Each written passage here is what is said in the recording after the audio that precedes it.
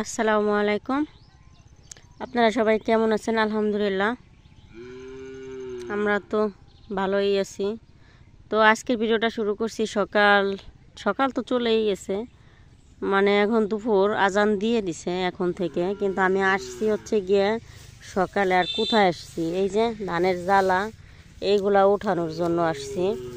তো আমি আমার লাইফে কয়েকবার উঠাইছি, মানে বেশি কয়েকবার উঠাই নাই, যেহেতু যে টাইমটা মানুষ কিছু একটা কাজ করে তখন ছোটোবেলাটা হচ্ছে কি আমার মামার বাড়িতে, মানে আমার কাটছে।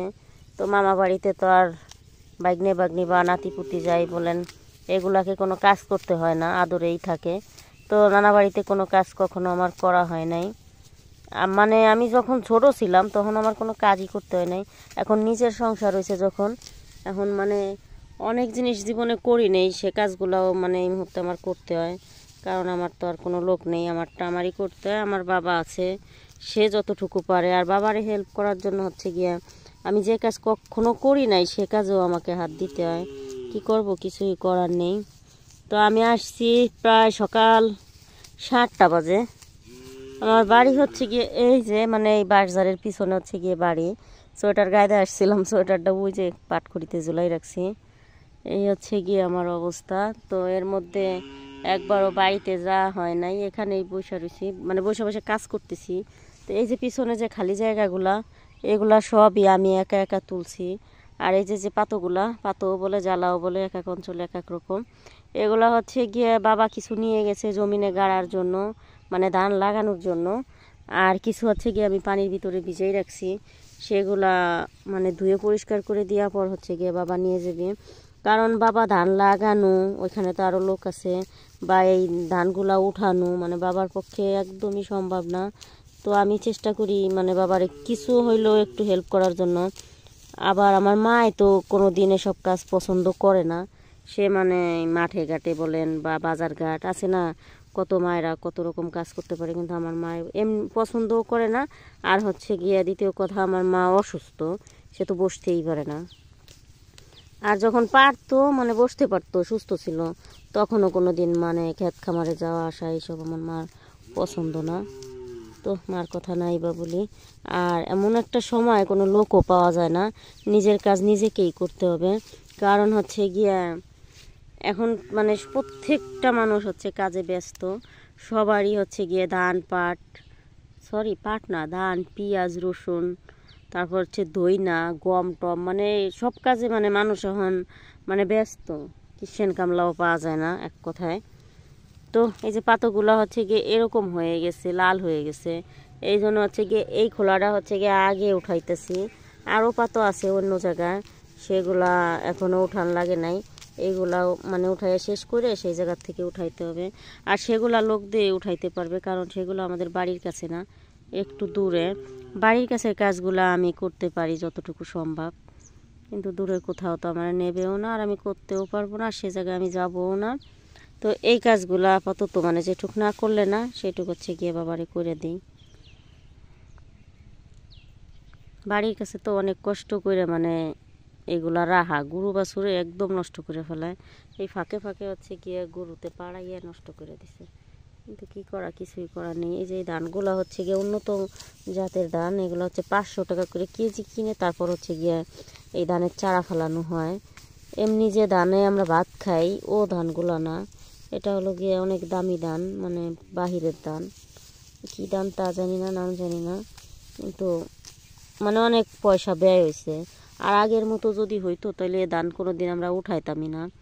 আগে যেরকম দিন দুনিয়া বইরা বাবায় ধানের চারা দিত, একদিক দিয়ে উঠাইতাম আর একদিক দিয়ে না লাগলে হালাই দিতাম, কিন্তু না, এগুলো এক একটা ধান 1 টাকা করে পড়ছে আমি বলবো, কারণ 500 550 টাকা করে কেজি ধান। এইটুক জমিনে হচ্ছে গিয়ে 5 কেজি ধান দিছিলাম, তা তো পাতো হয় নাই। পাতোর ভিতরে হচ্ছে গিয়ে যে কি ঘাসগুলা হয়ে গেছে, মানে বিভিন্ন সমস্যা। তো এই জন্য আর মানে পোষায় নাই। অন্য জায়গা সুন্দর হয়েছে, কিন্তু আমাদের এই জায়গাটা হচ্ছে গিয়ে খারাপ হয়ে গেছে, কারণ পানিটা তো একটু দূরে ছিল, পানিটা দিতে খুব কষ্ট হইতো এর জন্য।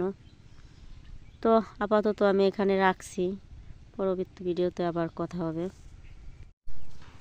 তো আমার পক্ষে আর সম্ভব হইতেছে না, মানে মায় ডাকতেছে বাড়ির থেকে, তো বাড়ি যাইতে হবে। তো আজান দিয়ে দিছে, আসছি সকাল 7টা বাজে। আর এখন হচ্ছে গিয়ে বাড়ি যাইতেছি। বাড়ি হচ্ছে 2 মিনিটের রাস্তা, কিন্তু তারপরও যাইতে পারিনি ব্যস্ততা। কারণ বাবা কখন এসে বলবি পাতো লেগে যাবে, মানে লাগবে, শেষ হয়ে যায় যেগুলা তুলে দেওয়া হয়েছে। এই টেনশনে হচ্ছে গিয়ে কাজটাই মানে গুরুত্ব দিয়ে করতেছি। আর পাতাগুলা তুলে তুলে আমি এই যে পানির মধ্যে ফেলাইছি। এই যে এই পানির মধ্যে ফেলাইলে দেখা যায় যে ভিজবে গোড়াটা। ভিজার পর মানে বাড়ি দিলে পরিষ্কার হয়ে যাবে গোড়ায় যে মাটিটা আছে, সেই জন্য। তো আমি বাড়ির দিকে যাই।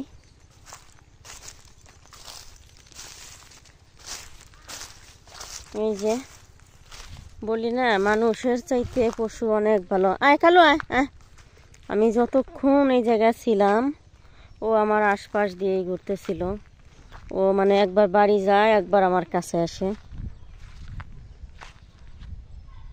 পশুপালা অনেক ভালো। আয় কালু আয় আয়, আসো।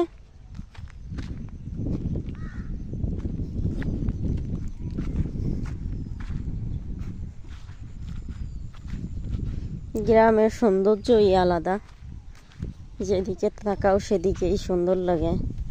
যদিও বা শহরের মতো ভালো বড় বড় বিল্ডিং নাই, সুন্দর ডেকোরেশন করা নাই, তারপরও যেদিক তাকাও সবুজ, মনটাই মানে ভালো হয়ে যায়।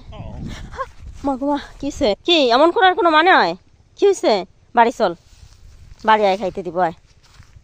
আমি তো খাই নাই, তোরা খাইতে দিব করতে? আমি কি খাওয়ান নিয়ে আইছি এখানে? পিছে লাগছে তো লাগছে।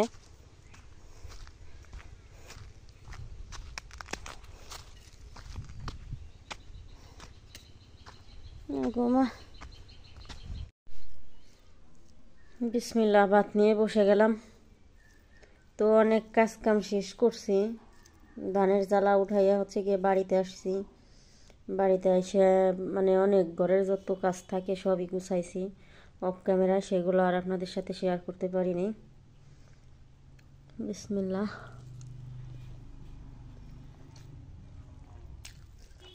এখন কটা খাইয়া নেই, ভীষণ খিদা পেয়েছে। সকালে খাইছিলাম হচ্ছে গিয়া 1 পিস রুটি।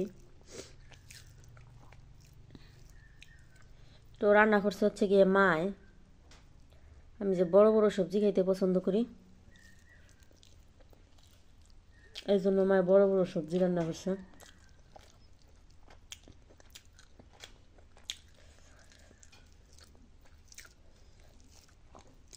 তো যাই রান্না করছে মনে করেন গিয়া, না রান্না করে এতটুক খাইতে পারছি, এতটুকু সামনে পাইছি, আলহামদুলিল্লাহ। মা রান্না করতেছে বলে আমি আইসা হচ্ছে গিয়া ঘরের কাজ কাম গুছাইছি যতটুকু পারছি। তো এখন খাওয়া দাওয়া করে আবার যাইতে হবে, আবার সেই ধানের পাতা উঠাইতে যাব।